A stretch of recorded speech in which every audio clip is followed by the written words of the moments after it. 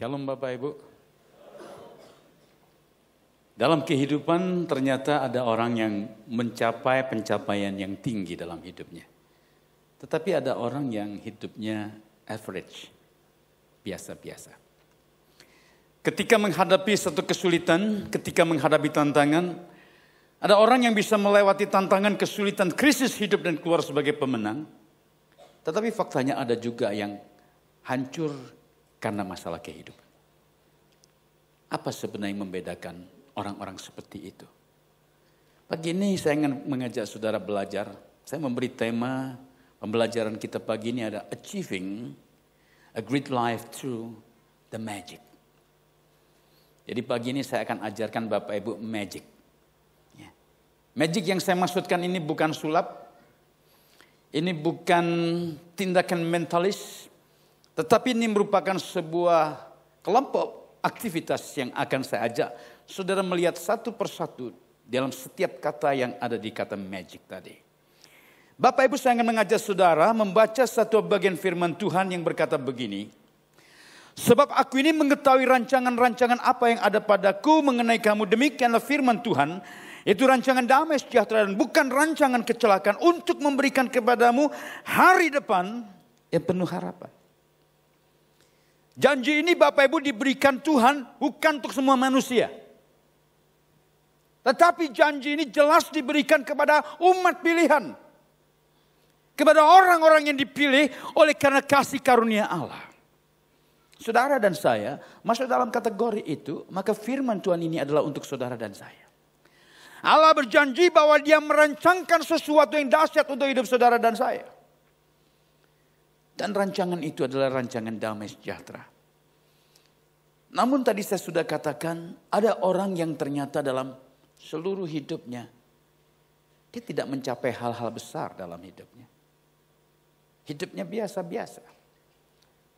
Lalu ada orang tertentu ketika mereka menghadapi satu masalah kehidupan, sebagian bisa melewati masuk kehidupan itu dan keluar sebagai pemenang.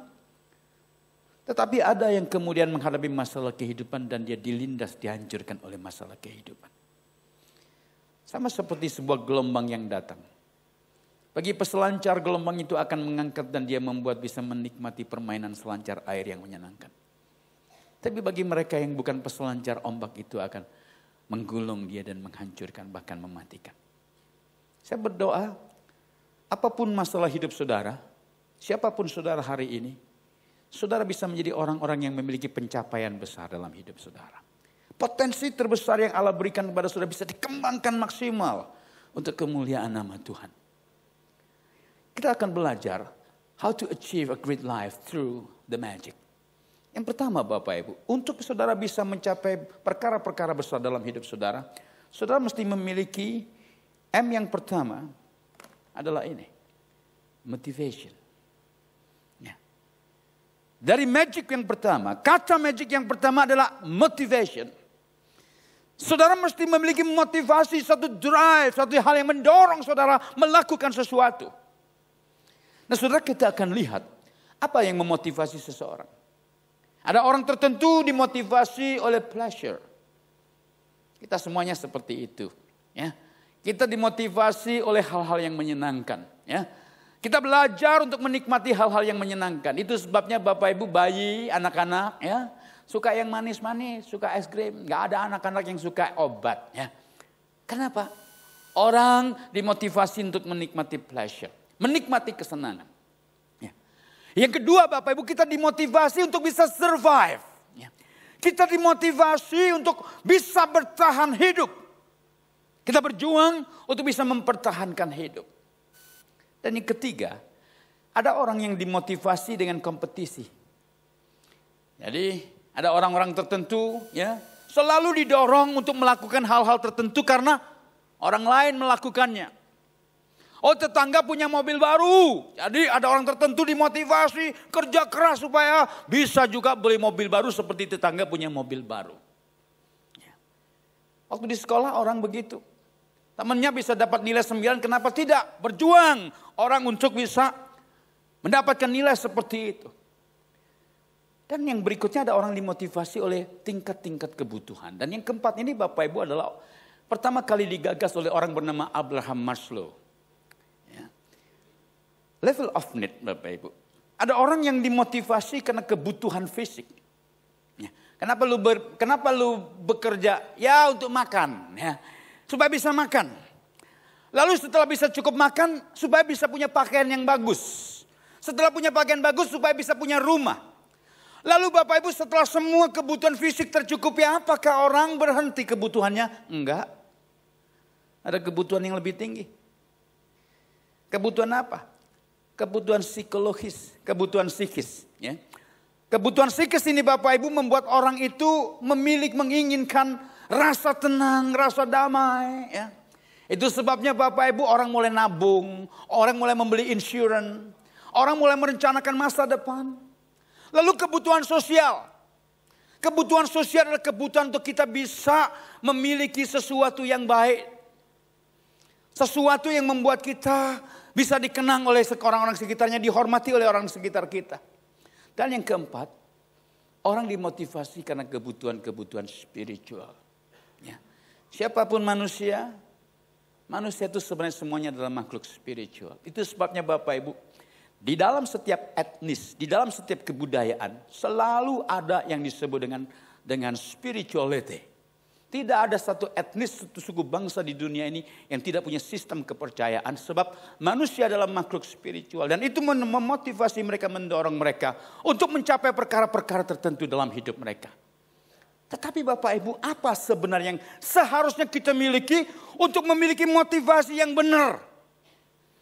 Supaya kita bisa mencapai perkara-perkara besar dalam hidup kita. Apa sebenarnya yang seharusnya menjadi motivasi terbesar kita dalam hidup? Saya mengajak kita membuka firman Tuhan berikut ini. Ya. Matius 6 ayat 33. Ya. Alkitab berkata begini. Tetapi carilah dahulu kerajaan Allah dan kebenarannya. Maka semuanya itu akan ditambahkan kepadamu. Alkitab mengatakan cari dulu kerajaan Allah, maka semuanya akan ditambahkan kepadamu. Waktu kita membaca Matius pasal yang ke-6 pada ayat-ayat sebelumnya, di situ dibicarakan tentang kebutuhan hidup. Orang butuh makan, orang butuh pakaian.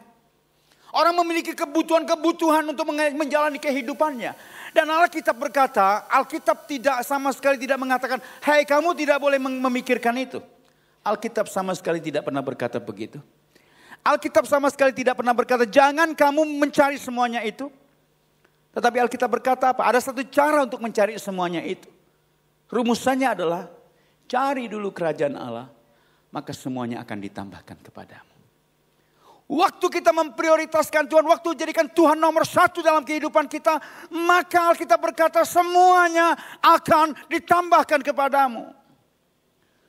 Jadi motif kita terbesar Bapak Ibu, kalau kita lihat level of need-nya Maslow tadi, diawali dari kebutuhan fisik, psikis, sosial, baru yang terakhir spiritual. Tetapi Alkitab membalik dengan mencari dulu perkara-perkara di atas. Menjadikan Tuhan sebagai prioritas hidup kita, kita mengejar yang kekal itu. Maka semuanya Alkitab katakan akan ditambahkan kepadamu. Janji Tuhan ini merupakan satu janji untuk saudara dan saya. Bapa kita di surga adalah Bapa yang baik. Dia adalah penyedia, dia adalah pemelihara kehidupan kita. Asalkan kita fokus mencari Tuhan, maka semuanya Alkitab katakan akan ditambahkan kepadamu. Suatu kali, ini terjadi sekitar 30 tahun yang lalu. Tetapi peristiwa ini saya tidak pernah bisa melupakan. Dan saya sangat senang menceritakannya. Hari itu saya diundang untuk memimpin satu kebaktian kebangunan rohani. Hari itu saya adalah mahasiswa Fakultas Kedokteran. Saya kuliah di Kota Malang dan saya diundang untuk memimpin kebaktian kebangunan rohani di Kota Mojokerto. Tapi pada saat saya mau berangkat Bapak Ibu, saya baru menyadari saya tidak punya ongkos untuk pergi. Mahasiswa. Duitnya pas-pasan dan hari itu saya kehabisan uang sebagai mahasiswa. Saya punya satu tim, cell group. Di kampus kami punya cell group.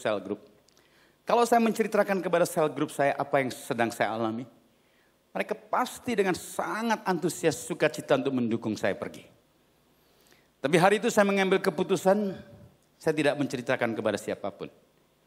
Kecuali kepada Tuhan sendiri. Saya masuk di kamar kos saya berlutut di hadapan Tuhan dan saya berkata, Tuhan, nanti sore saya akan memimpin kebaktian kebanggaan rohani di kota Mojokerto. Dan saya tidak punya ongkos untuk pergi. Ya.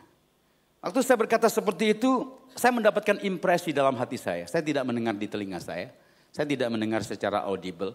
Tapi saya mendapatkan kesan Tuhan itu bicara begini dalam hati saya. Kamu punya kaki tidak? Saya bilang, Tuhan saya punya. Sehat Tuhan. Ya. Lalu saya dapat impresi yang kedua, ya sudah kalau begitu kamu jalan kaki ke Mojokerto. Saya protes saudara. Tuhan saya bukan alumni Gerak Jalan Surabaya Mojokerto. Jadi zaman saya itu sekian tahun yang lalu itu ada setiap tahun acara Gerak Jalan Surabaya Mojokerto. Tidak pernah ikut saya, jadi bukan alumni. Ya. Tapi waktu saya telah mendapatkan impresi yang kedua, saya tunggu-tunggu. Tuhan tidak bicara lagi gitu, tidak ada impresi lagi. Kesimpulan saya, Tuhan mau saya pergi jalan kaki. Akhirnya saya siapkan koper kecil saya, baju saya siapkan, catatan khotbah saya siapkan, dan saya mengambil keputusan pergi. Saya keluar dari kamar kos menuju Mojokerto yang saya tidak tahu berapa lama akan dicapai waktunya. Tapi waktu saya berjalan meninggalkan tempat kos, saya tergerak untuk mampir di gereja lokal tempat saya biasa beribadah. Ya. Satu gereja Mandarin, gereja Chinese. Ya. Lalu setelah saya mampir di situ, saya masuk gereja. Dan kemudian gembala jemaat setempat sudah manggil-manggil saya. Andi, kemana saja kamu masuk sini? 1 minggu kamu dicari-cari gak kelihatan. Ya. Begitu saya masuk, gembala jemaat setempat masih muda, saya biasa panggil dia Koko, seperti kakak saya saja, kakak rohani. Dan waktu saya mendekat ternyata tiba-tiba si Koko ini, saya belum ngomong apapun. Si Koko ini tiba-tiba keluarkan satu bungkusan yang sudah ada di saku bajunya. Dikeluarkanlah bungkusan itu, diserahkan kepada saya. Bungkusan itu warnanya merah. Saudara tahu yang saya maksudkan? Ya. Oke. Nah saudara, saya mau clearkan dulu supaya saudara nggak salah ngerti. Ini si Koko ini ya. Sebelumnya itu nggak pernah ngasih saya angpau saudara. Nggak pernah. Ya. Jadi jangan dipikir dia pernah ngasih angpau makanya mampir gereja supaya dikasih lagi. Enggak. Dia sebelumnya nggak pernah ngasih angpau. Dan setelah hari itu sampai sekarang belum pernah ada angpau kedua saudara. Saya buka itu angpaunya saudara ya. Dan tadi saudara ingat ya. Saya belum ngomong apa-apa, angpaunya sudah di saku bajunya. Artinya apa? Dia sudah menyiapkan.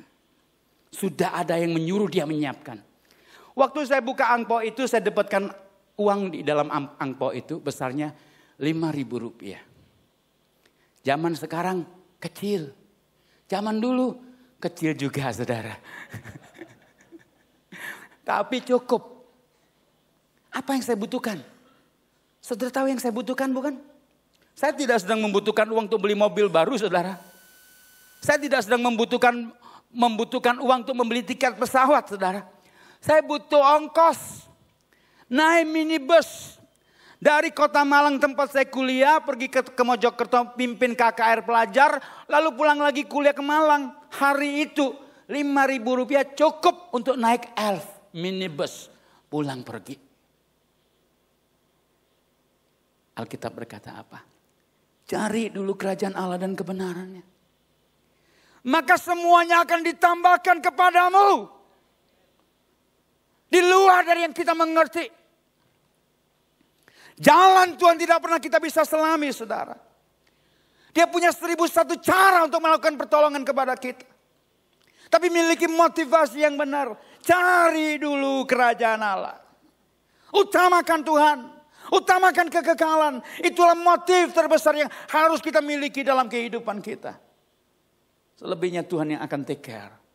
Selebihnya Tuhan yang akan campur tangan. Selebihnya Tuhan yang akan atur saudara. Apa yang menjadi motivasi terbesar dalam hidupmu? Apa pendorong terbesar dalam hidupmu? Saya punya beberapa sahabat punya toko. Ya. Awal-awal pertobatannya dia bergumul luar biasa. Gimana nih ya. Biasa kerjanya seminggu 7 hari, setahun 360 hari. Dia gak pernah tutup toko saudara. Bangun pagi-pagi tutup udah malam-malam. Terus begitu. Waktu dia mulai bertobat, dia kenal Tuhan. Alkitab katakan apa? Kuduskanlah hari Sabat. Datang beribadah, jangan pernah tinggalkan ibadah. Oh, teman saya ini bergumul berat, saudara. Tapi waktu dia mulai taat, tokonya ditutup hari Minggu. Ajaib, saudara. Itu yang sering kali terjadi hari Sabtunya atau Seninnya, omsetnya itu 2 kali lipat. Siapa yang mendatangkan pembeli di tokomu? Siapa yang membuat hasil pertanianmu bisa tumbuh subur dan baik? Siapa yang bisa menjadikan hasil peternakanmu bagus? Siapa yang bisa membuat engkau alami promosi dalam pekerjaan dan dalam jabatanmu? Miliki motivasi untuk mencari perkara yang di atas. Kalau kita prioritaskan Tuhan, janji Tuhan ini untuk kita. Cari dulu kerajaan Allah dan kebenarannya. Maka semuanya itu akan ditambahkan kepadamu. Apa itu kebenaran, saudara?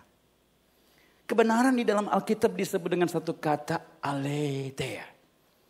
Siapa itu kebenaran? Apa itu kebenaran? Ketika dikatakan gunakan kata aletheia, yang pertama kebenaran itu merujuk kepada Tuhan Yesus sendiri. Dia berkata, akulah jalan dan kebenaran dan hidup. Dia adalah jalan dan kebenaran. Dia adalah aletheia. Maka waktu kita mencari kebenaran, kita mencari Tuhan Yesus menjadi yang prioritas dalam kehidupan kita. Dan kebenaran yang kedua adalah Roh Kudus. Tuhan Yesus berkata, kalau aku pergi, aku akan mengutus, aku akan mengirim penolong yang lain, yaitu Roh kebenaran. Pneuma aletheia. Roh kebenaran.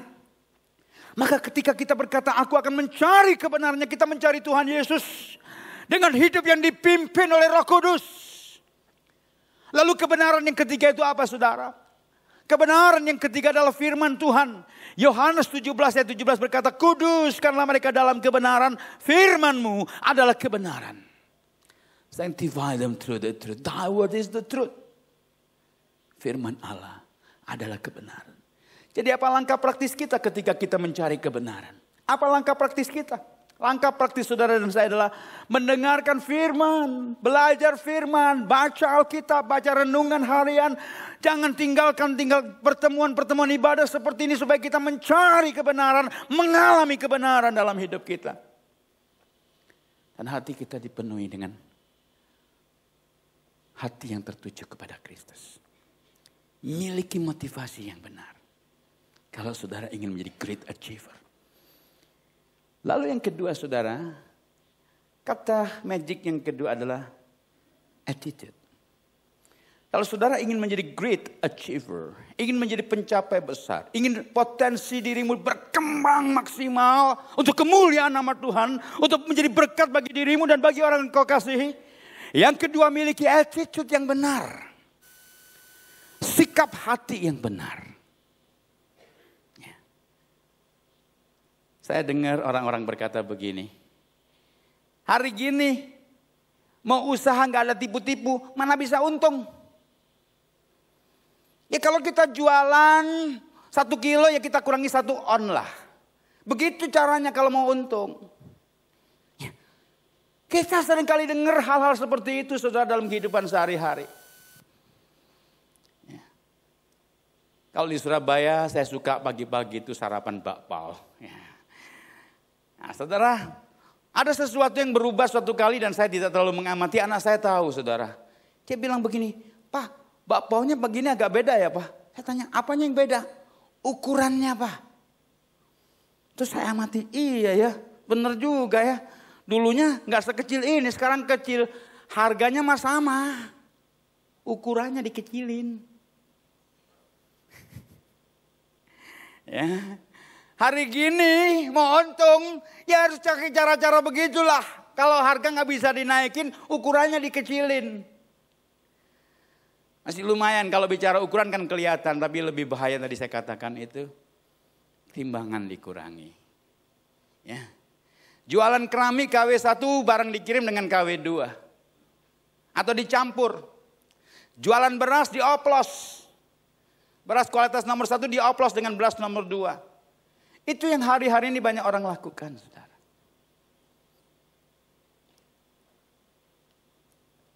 Sebagian saudara tahu ada satu supermarket besar namanya Walmart. Ya, beberapa saudara yang pernah ke Amerika, Walmart itu kalau di Indonesia itu seperti apa ya? Hypermart begitulah. Banyak di kota-kota itu selalu ada yang namanya Walmart itu. Itu salah satu supermarket terbesar dan paling banyak cabang di Amerika, saudara. Ya. Tapi sangat mengejutkan, saudara, saya mendapatkan satu financial report, ya, satu laporan keuangan. Ternyata perusahaan Walmart yang begitu sudah lama puluhan tahun itu, yang outletnya ada di mana-mana itu, ternyata nilai perusahaannya sekarang ini kalah dengan satu perusahaan yang disebut dengan Amazon.com. Yang kalau saudara pergi ke Amerika, saudara nggak akan pernah bisa ketemu gedung ada tulisannya Amazon.com. Ya. Saudara nggak akan pernah ketemu toko namanya Amazon. Saudara nggak pernah ketemu satu gudang ada tulisannya Amazon. Saudara nggak pernah ketemu kantor namanya Amazon. Tapi perusahaan Amazon itu telah melampaui yang dicapai oleh Walmart. Perusahaan yang begitu luar biasa itu. Pertanyaannya, di mana kuncinya? Di mana rahasianya? Saya ceritakan rahasia Amazon ini dari pengalaman saya. Suatu kali saya membeli satu buku, saudara. Buku itu belum terbit di Indonesia, belum beredar di Indonesia. Buku kedokteran. Satu-satunya cara untuk bisa memiliki buku baru itu saya harus beli di toko buku online. Dan ketemulah saya toko buku online namanya Amazon.com. Itu toko buku online sekian tahun yang lalu. Lalu saya beli buku itu. Dan waktu bagian terakhir ada tulisan. Mau dikirim dengan cara apa? Saya pilih cara pengiriman yang paling murah. Dan itu ketemu namanya dikirim menggunakan post office. Dari post office Amerika lalu nyambung ke post office, ke kantor pos negara Republik Indonesia yang saya sangat cintai, saudara. Ya. Lalu kemudian dikatakan di situ dengan cara pengiriman seperti itu akan butuh waktu 2 minggu. Saya ragu-ragu mau transaksi tapi saya nggak punya pilihan. Ya sudah deh, biarin aja, coba. Beli, saudara, bayar pakai kredit card. Ya. Lalu kemudian saudara, saya tunggu 2 minggu. Setelah 2 minggu, bukunya nggak nongol, saudara. Saya sabar. Ya. Udah deh, saya tunggu 2 minggu lagi deh. Jadi saya lipat gandakan, tambah 2 minggu lagi 1 bulan. 2 minggu saya tunggu, tetap nggak nongol bukunya. Kali itu saya sangat jengkel, ditambah dongkol. Jengkol namanya. Wah, gitu kan. Wah, ini udah bayar gitu kan. Ya, duit gua diambil, bukunya nggak nongol. Waduh, dongkol, saudara ya. Tapi di bagian itu saya masuk kembali di websitenya Amazon.com itu ada satu tulisan ini. Tulisan untuk apa? Komplain. Kalau barangnya nggak nyampe. Saya cari, ketemu. Saya kirim komplain. Hey, mana buku gua? Ini udah 1 bulan nih, udah terlambat 2 minggu dari yang dijanjikan, mana bukunya nih? Sudah tahu apa responnya? Responnya begini, ini customer service officer, itu pasukan paling di ujung tuh, paling bawah tuh jabatannya. Tapi dia bekerja mengikuti standar perusahaan ini. Dia langsung ngomong begini nih, si CSO-nya nih. Begitu saya kirim email, gak pakai lama dia langsung balas. Berarti dia online 24 jam. Langsung balas, saya kaget. Udah dijawab. Ngomongnya begini. Kami akan kirim penggantinya. Loh, kaget saya. Dia gak tanya macam-macam. Langsung ngomong, kami kirim penggantinya. Terus dia ngomong begini lagi. Anda akan terima penggantinya dalam 2-3 hari ke depan. Sebab kami mengirimkannya dengan menggunakan international courier. Dan ini ada tracking numbernya. Dikasih nomor tracking numbernya. Jadi dengan nomor itu, saudara, saya bisa mengikuti perjalanan buku saya. Waduh, saya mulai senang nih, saudara. Sore hari saya cek lagi di website, benar, saudara. Buku itu sudah mulai bergerak. Sudah sampai di penampungan tempat pengiriman barang, international courier itu. Besok paginya saya cek email lagi, bukunya udah di Manila, udah di Filipina. Jadi sepanjang malam saya tidur, buku itu terbang. Gitu. Hebat, saudara. Sampai di Manila. Ya, besok paginya saya cek lagi. Bukunya udah di Surabaya. di airport. Sore hari nyampe di meja saya, saudara. Wih, hebat saudara. Saya senang, saya sudah mulai dapat textbook saya mulai baca textbook itu. Setelah itu 1 minggu kemudian saya dapat surat dari kantor pos Republik Indonesia yang saya sangat cintai saudara. Isi suratnya begini saudara. Bapak dapat kiriman paket dari Amerika. Silakan diambil di kantor pos. Hah? Saya ini bayar. Orang bayar disuruh datang ngambil. Aduh, tapi ya sudahlah, saya datang ke kantor pos besar di Surabaya, saudara. Untuk ngambil buku yang saya beli dan sudah saya bayar ongkosnya pengiriman itu. Sampai di kantor pos, dia bilang begini, Bapak ini Bapak ada biaya administrasi dan kemudian untuk menyimpan di gudang Pak. Suruh bayar lagi saudara. Jumlahnya nggak besar, tapi cukup membuat saya jengkol saudara. Ya, jengkel sama, tapi ya sudah saya terima. Oke, saya bawa. Jadi saya punya 2 buku kan, tapi salah satu itu bukan punya saya. Itu punya Amazon.com. Maka saya kemudian kirim email. Hey Amazon, ternyata buku yang pertama tuh baru nongol nih sekarang nih. Apa yang harus saya lakukan? Saya tanya begitu. Kalau disuruh kirim balik, saya kirim balik. Tapi saya nggak mau bayar ongkosnya. Amazon yang harus tanggung ongkosnya. Ini jawaban dia. Ya sudah buku yang itu silakan ambil sekalian. Jadi hari itu saya tahu caranya beli 1 dapat 2. Saudara, sejak hari itu saya sangat percaya pada perusahaan ini. Dan andai kata boleh, semua produk saya mau beli dari situ. Tapi nggak bisa. Barang elektronik nggak bisa dibeli lewat Amazon. Cuma buku-buku aja. Ya. Itu perusahaan luar biasa saudara. Dan saudara tahu dia bekerjanya pakai cara dunia atau cara Alkitab. Dia bukan perusahaan yang menjalankan bisnis dengan satu filosofi. Hari gini nggak tipu-tipu dikit mana bisa untung. Kalau dia mau tipu-tipu saudara, dia nggak perlu repot-repot begitu. Begitu transaksi uang saya masuk, udah nggak dikirim, bye-bye sudah. Gimana saya cara nuntutnya di Amerika sono? Nggak bisa. Tapi dia nggak seperti itu. Dia bangun bisnisnya based on trust, kepercayaan. Bukankah itu Alkitab saudara? Dan dalam waktu singkat, toko yang nggak punya toko, bayangkan. Toko tapi nggak ada tokonya. Toko yang nggak ada gudangnya. Bisa jual seluruh dunia. Dan sekarang punya nilai perusahaan lebih besar dari Walmart, jaringan supermarket terbesar di Amerika. Miliki attitude yang benar. Saudara ingin menjadi great achiever. Motivasi itu di satu sisi tapi tidak cukup. Saudara mesti punya yang kedua. Attitude. Sikap hati yang benar. Dan ini Alkitab ajarkan kepada kita. Kasihilah sesamamu manusia seperti dirimu sendiri. Ini harus jadi dasar attitude kita yang terpenting saudara. Perlakukan orang lain sebagaimana dirimu pengen diperlakukan. Kita harus miliki attitude yang benar. Sikap yang benar. Apa yang membedakan? Semua saudara pernah mendapatkan layanan pengobatan ya. Ya, mungkin anak kita pernah sakit, istri kita pernah melahirkan. Semua kita pernah mendapatkan layanan pengobatan yang baik. Apa sih yang membedakan? Saya dokter juga.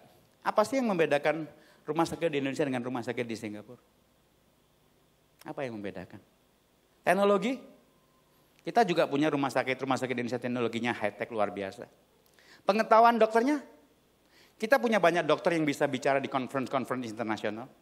Kita punya dokter yang langganan setiap minggu terbang ke Singapura. Melayani pasien di sana tanpa pasiennya tahu. Punya skill-skill yang hebat. Apa yang membedakan? Service pada saat menangani pasien. Kita di sini pasien disuruh ngantri berjam-jam. Kadang-kadang kita nggak diperlakukan dengan baik. Nah, manusiawi, saya dokter juga, saya ngerti itu. Ya. Tapi kita di negara-negara tertentu, waduh di service luar biasa. Apa yang membedakan, yang membuat itu luar biasa? Attitude, sikap hati. Dan kalau kita bicara kembali soal bisnis saudara, kalau kita memiliki attitude yang benar, sikap hati untuk menjadi berkat buat orang lain, menolong orang lain, kita akan menerima berkatnya. Saudara tahu siapa orang yang duitnya paling banyak saat ini di muka bumi? Ada yang tahu? Pasti bukan saya. Saudara tahu siapa? Bill Gates. Bill Gates adalah orang yang duitnya paling banyak saat ini di muka bumi. Mungkin dalam waktu 10 tahun ke depan dia akan kalah oleh Mark Zuckerberg. Saya nggak tahu, tapi kemungkinan itu ada. Mark Zuckerberg itu tahun 2004 itu mahasiswa kos-kosan tuh, di Harvard. Terus bikin mainan. Mainannya begini saudara. Dia mikir gini, teman kita di Harvard ini banyak ya. Ribuan setiap tahun. Tapi kita ini gak pernah bisa ya ngobrol-ngobrol ya. Gak pernah bisa kenalan. Terus dia mikir, gimana caranya ya? Supaya kita ini bisa kuliah dan kita bisa punya banyak teman. Tanpa terganggu kuliah kita. Tanpa terganggu dengan praktikum kita. Tapi kita bisa berkomunikasi dengan teman. Bisa ngobrol-ngobrol dengan teman. Sementara tugas-tugas kuliah itu tetap jalan. Pikirannya adalah untuk memudahkan hidup mahasiswa. Lalu dia bikin satu program namanya Harvard Connection. Dari situlah kemudian jadi Facebook. Motif awalnya apa? Pengen membuat orang lain mengalami kemudahan. Terus ada orang lagi yang lain, tadi saya katakan orang yang paling banyak duitnya zaman sekarang namanya Bill Gates itu. Ya. Apa yang dia lakukan saudara? Dia ngelihat orang. Aduh kasihan ya orang zaman sekarang ya. Kalau dia kerja ngetik, tak tik ngetik ya. Salah satu kata. Waktu bikin skripsi salah satu kata, aduh dosen tertentu gak mau pernah ada typo, gak pernah mau ada tip X.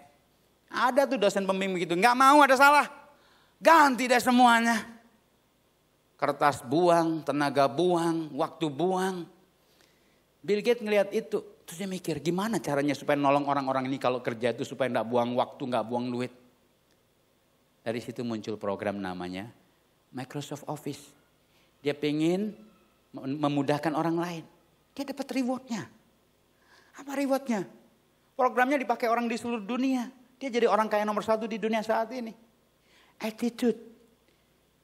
Attitude itu punya peranan yang sangat penting. Ya. Ada satu orang saudara. Satu orang ini saudara bekerja di satu restoran dimsum. Ya. Waktu dia kerja di restoran dimsum, dia kerja memulai karirnya sebagai tukang cuci piring saudara.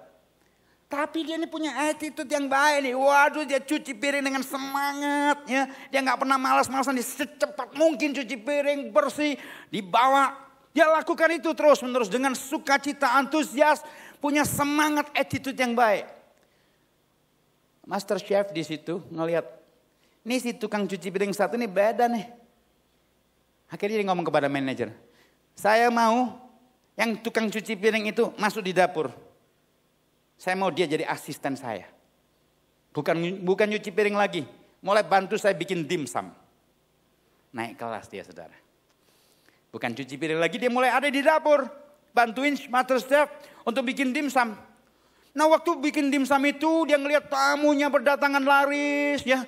Kemudian dia lihat, waduh tamu-tamu menikmati dimsum yang luar biasa enak. Cuma ada sesuatu yang kemudian membuat dia ini sedih. Yang membuat dia sedih gini. Saya punya teman-teman banyak. Gak pernah bisa masuk restoran ini. Karena mahal. Itu yang datang semuanya bermobil. Teman-teman levelnya dia. Gak pernah bisa menikmati dimsum yang sangat enak itu. Terus dia setelah itu dia mikir keras gimana caranya. Setiap kali dia membantu tukang dimsum itu, Master Chef itu bikin dimsum, dia rekam tuh di otaknya. Cara bikin dimsum itu. Singkat cerita, dia menguasai pembuatan dimsum. Dan kemudian dia bilang begini, saya mau bikin dimsum seenak ini. Tetapi saya akan jual murah. Supaya bisa dinikmati oleh teman-teman saya yang naik sepeda motor, naik angkot. It's true story. Ini terjadi di Indonesia. Dan sekarang orang itu ya punya banyak restoran dimsum di berbagai kota kecil. Dimsum kaki 5. Saya tidak akan sebutkan mereknya. Karena tidak mensponsori ibadah kita. Oh iya, Kalau dia kirimin kita dimsum, kita sebut mereknya keras-keras ya di sini ya. Attitude saudara, attitude. Ya. Sikap hati. Berbuat sesuatu jadi berkat buat orang lain, kamu akan terima berkatnya. Jadi jangan pernah bikin usaha, bikin bisnis, bikin jenis pekerjaan, selalu berpikir gimana caranya meres orang. Supaya saya dapat keuntungan segede-gedenya. Jangan pernah lakukan itu. Yang seperti itu tidak akan pernah bisa besar, tidak akan pernah bisa tumbuh. Have a great attitude. Yang ketiga saudara. Yang ketiga goal. Saudara mesti punya goal yang jelas. Kalau mau punya menjadi great achiever ya, miliki motivasi yang dahsyat, sikap hati yang benar, tapi saudara harus punya goal. Ya. Punya sesuatu yang saudara ingin capai. Kalau pelajar begitu, apa goalnya? Kalau saudara usaha, apa goalnya? 1 bulan ini berapa target penjualan? Saudara punya goal. Paulus berkata begini, aku tidak berlari tanpa tujuan dan aku bukan petinju yang sembarangan saja memukul. Miliki goal. Miliki satu target untuk dicapai. Ya. Tujuan kita mungkin jauh ke depan. Tapi kita mesti punya goal antara. Kita mesti punya goal setting. Untuk bisa mencapai perkara-perkara besar dalam hidup kita. Saya lihat ada anak-anak muda dalam ruangan ini. Impianmu sebesar apapun harus kamu dasarkan pada motivasi yang benar. Sikap hati yang benar. Lalu bikinlah goal dalam hidup untuk kamu capai itu dengan baik. Saya pengen jadi dokter itu waktu saya kelas 5 sekolah dasar saudara. Ya. Tapi jauh sekali. Masih kelas 5. Tapi ini yang saya mengerti waktu itu. Prinsip-prinsip ini saya hidupi dalam hidup saya. Yang saya sampaikan ini saya hidupi dalam hidup saya. Waktu itu saya punya pemahaman sederhana gini sebagai pelajar kelas 5 sekolah dasar. Kalau saya ingin jadi dokter, ulangan besok saya harus berusaha dapat yang terbaik dari diri saya. Belajar sungguh-sungguh. Supaya saya bisa naik kelas dengan nilai bagus. Setelah itu supaya saya bisa lolos dengan nilai bagus dan diterima di sekolah lebih tinggi. Dari SD menuju SMP, dapat SMP yang lebih bagus. Terus seperti itu. Tamat SMA, begitu juga saya berjuang. Saya harus belajar sungguh-sungguh. Supaya saya bisa dapat nilai bagus. Ada goal yang dicapai. Saya bersyukur akhirnya saya masuk di perguruan tinggi. Tanpa harus melewati tes, saya mendapatkan undangan khusus untuk bisa masuk di perguruan tinggi negeri. Dengan biaya murah. Ada goal yang harus kita capai. Tuhan mau, seperti Alkitab katakan, aku tidak berlari tanpa tujuan dan aku bukan petinju yang sembarangan saja memukul. Miliki goal yang jelas dalam hidup saudara. Dan yang keempat saudara, inisiatif. Ya. Miliki inisiatif. Setelah kita punya goal, kita tidak akan bisa bergerak kemana-mana kalau kita nggak punya inisiatif. Ada orang-orang itu yang punya banyak impian dalam hidupnya. Saya masih ingat waktu saya kuliah, saya punya teman itu visioner. Artinya begini, saben ketemu dia mesti cerita visinya dan selalu baru. Saben ketemu dia, kita bikin ini ya, terus ketemu lagi kita bikin ini ya. Ya. Jadi yang pertama belum dibikin, dia sudah punya ingin bikin yang kedua. Lalu setelah itu ngomong kedua, dia pengen bikin yang ketiga. Yang pertama dan kedua belum dibikin. Visi terus. Tapi tidak pernah melangkah. Saudara harus punya inisiatif. Kalau saudara ingin menjadi great achiever. Kalau saudara ingin mencapai pencapaian-pencapaian tinggi, harus mulai saudara. Tetapkan goal dan saudara melangkah. Ada orang tertentu, saya pengen punya warung nasi. Tapi nggak pernah melangkah. Nah, itu akan tetap jadi impian saudara. Saudara bisa memulainya. Saya tahu ada keluarga tertentu itu kalau bikin nasi, bikin ayam goreng itu enak sekali. Kenapa tidak? Itu bisa menjadi awal dari bisnis restoran ayam goreng. Ya. Ada keluarga tertentu kalau bikin bakso enak sekali. Kenapa tidak? Itu bisa awal jadi bisnis bakso yang luar biasa. Tapi saudara harus memulai. Mulai tidak harus langsung besar saudara. Banyak orang pengen, waduh saya kalau nggak bikin restoran di jalan protokol saya nggak mau melangkah. Salah. Hal-hal yang besar selama ini dimulai dari yang kecil-kecil saudara. Dimulai dari yang kecil-kecil. Banyak bisnis besar dimulai dari garasi. Banyak sekolah-sekolah hebat dimulai dari ruang keluarga. Oh saya punya beberapa teman begitu, jadi punya sekolah yang sangat besar. Dimulainya dari mana? Bikin playgroup itu loh, di ruang keluarga. Muridnya anaknya sendiri bersama beberapa anak tetangga. Mulainya begitu. Dari playgroup naik menjadi taman kanak-kanak. Setelah taman kanak makin banyak, akhirnya butuh sekolah. Ya, kamar rumah dijebol, dijadikan kelas, cuma satu kelas. Tahun berikutnya tambah lagi. Begitu tambah lagi, ya uang sekolah makin banyak. Ya, akhirnya apa? Bisa menggandeng orang. Ngandeng teman yang punya modal. Ini gimana nih, murid makin banyak butuh bangunan nih. Tapi sudah jalan nih, gimana? Ada teman, oke deh gua ikut. Modalin. Mulai bikin bangunan sekolah. Beberapa mau mulai seperti itu. Sekarang jadi sekolah-sekolah besar. Harus melangkah. Ambil inisiatif. Alkitab mengingatkan kita begini. Hai pemalas. Berapa lama lagi engkau berbaring? Bilakah engkau akan bangun dari tidurmu? Kemalasan ini penyakit. Ya. Penyakit yang dialami oleh banyak orang. Tuhan benci pada kemalasan. Satu kali ada orang yang diberikan talenta 5. 2 talenta dan 1 talenta. Yang 2 dan 5 mengusahakan dengan sangat baik. Tapi yang dapat 1 disimpan, dipendam, gak diusahakan. Waktu Tuhan ketemu dia, Tuhan berkata gini. Kamu hamba yang jahat dan malas. Tuhan benci kemalasan saudara. Tuhan mau saudara dan saya jadi orang yang rajin. Ibu-ibu baca Amsal pasal 31 bagaimana wanita digambarkan di situ. Wanita yang rajin bekerja keras. Wanita yang berjuang untuk menghasilkan sesuatu yang produktif. Ya. Saya kenal dengan beberapa ibu yang kreatif. Sambil dia bikin masakan buat suaminya. Porsinya digedein. Dia mulai apal. Masakan ini tertentu ini suamiku senang sekali. Dia mulai bikin jumlahnya banyak. Terus dikasihkan teman. Cobain. Temannya bilang, aduh enak. Di mana belinya? Enggak beli, bikin sendiri. Gitu.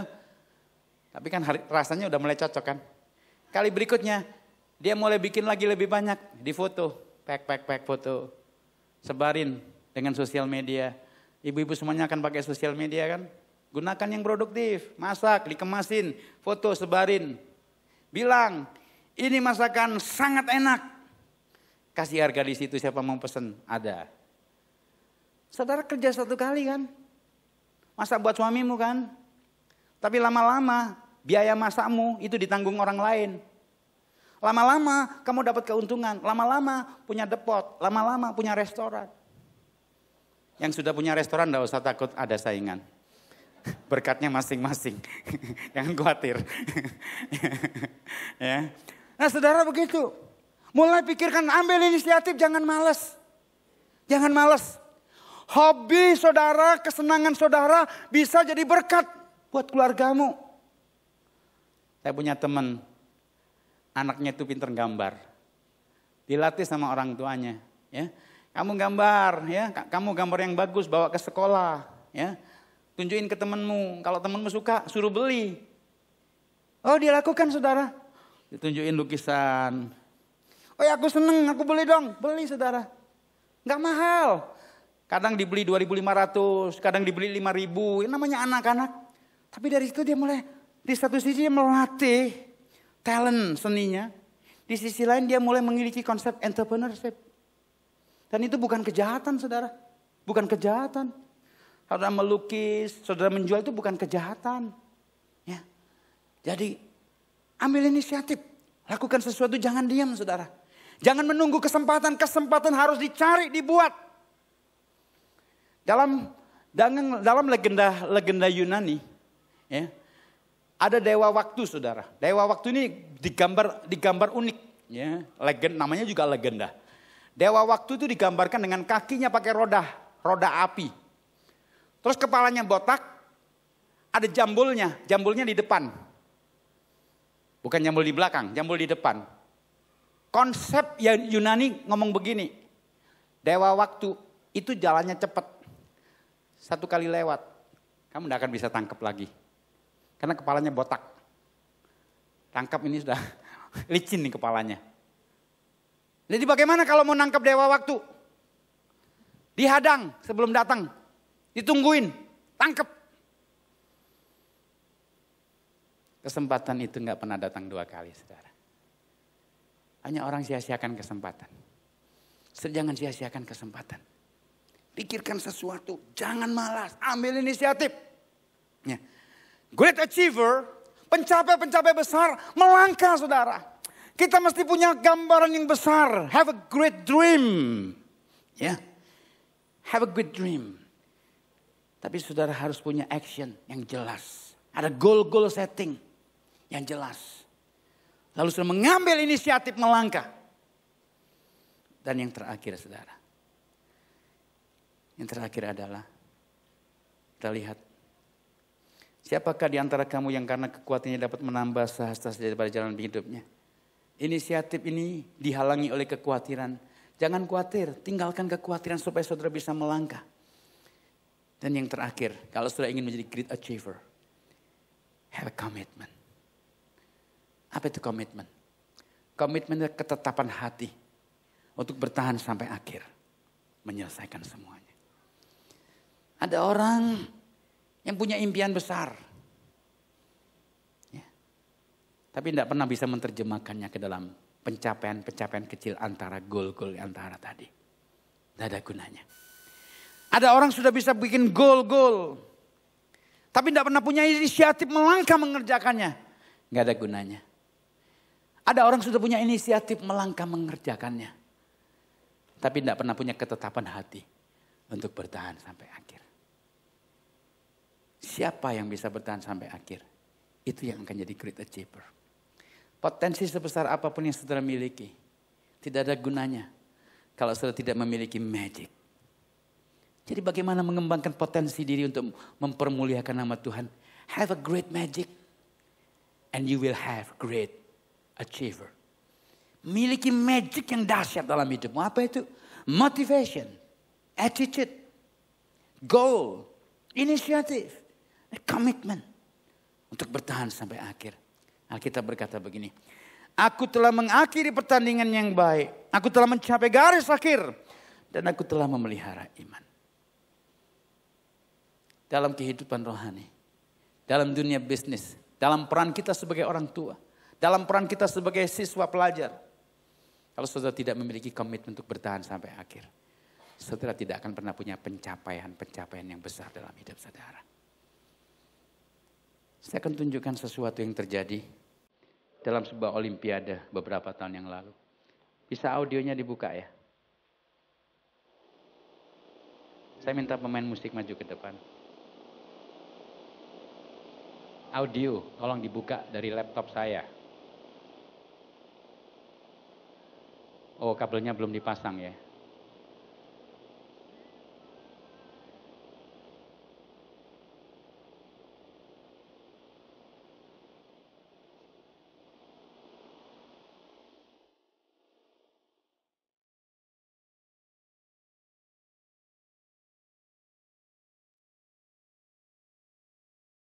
Orang ini bernama Derek Redmond. Suatu kali dalam pertandingan olimpiade, tendon kakinya itu putus. Kakinya cacat. Tapi dia mengambil keputusan bangkit berdiri dan lanjut lari. Waktu dia berjalan tertati-tati, ada seorang pria tua turun dari tribun penonton masuk dalam arena pertandingan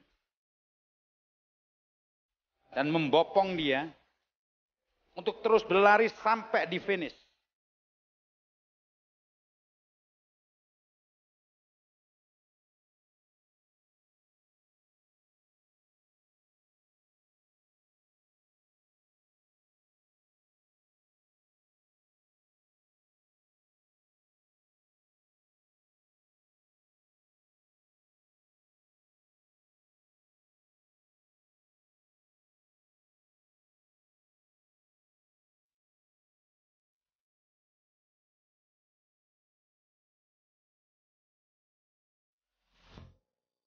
Orang itu bernama Derek Redmond. Dia nggak pernah memenangkan olimpiade itu.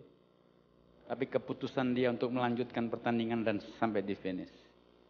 membuat seluruh Amerika menghormati dia.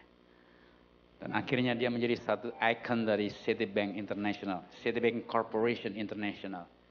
Dia dapat uang besar dari bank internasional itu. Karena dia adalah kebanggaan Amerika. Dan setelah lihat bapaknya tadi turun untuk menopang dia. Ambil keputusan untuk menyelesaikan sampai akhir. Dan ketika kita mengalami kesulitan, ada Bapa Surgawi kita yang akan siap turun ke arena. Menopang semua saudara. Mencapai garis akhir. Have a great magic. Miliki magic yang dahsyat. And you will be a great achiever.